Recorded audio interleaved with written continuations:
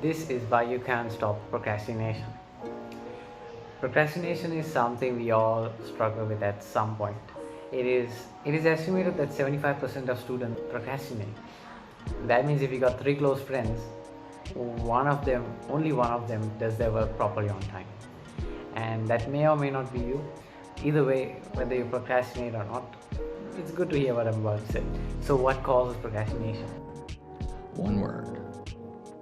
Perfectionism. That's right. It's irrelevant whether you consider yourself to be a perfectionist or not. Everyone is to some degree a perfectionist. So, how is the answer perfectionism? Let me explain. Joseph Ferrari is a leading expert on procrastination, and no, he has nothing to do with Ferrari cars, although that would have been very cool. So, he found out that college students procrastinated because of indecision. Here's an example. This is Bob. Bob has a huge exam coming up. Bob knows he should start studying early. He sits down and looks at the 5 chapters that he has to study. Wow, that is a lot to study. He feels overwhelmed, and after a little while, he decides that he will do it tomorrow, and he sleeps. And he does this every day until the last day before the test. I'm sure some of us can relate to Bob.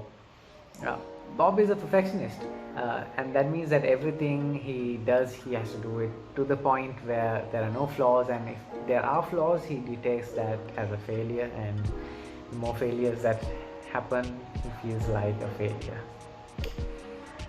The problem is that in Bob's mind, he wanted the perfect first step, when in reality, he just had to get started, and with the first chapter, whatever he could study, he had to do it and then move on to the next one. That way he could have got more done than having this perfect idea in his mind of doing everything. Bob spent too much time worrying whether he was doing the assignment correctly. Prolonging the time he spent on even the simple tasks led him to give up on doing it. So procrastination was like a coping mechanism because of the stressful experience of indecision. So how do we stop this from happening? Stop waiting for the perfect circumstances. You have to be okay with good enough. Here's why. Because when you want the perfect circumstances, there are so many excuses that you can make. Like, if you want to work out and get in good shape and it rains outside, you'll be like, oh, I can't head to the gym because it's raining, and so you don't do anything instead.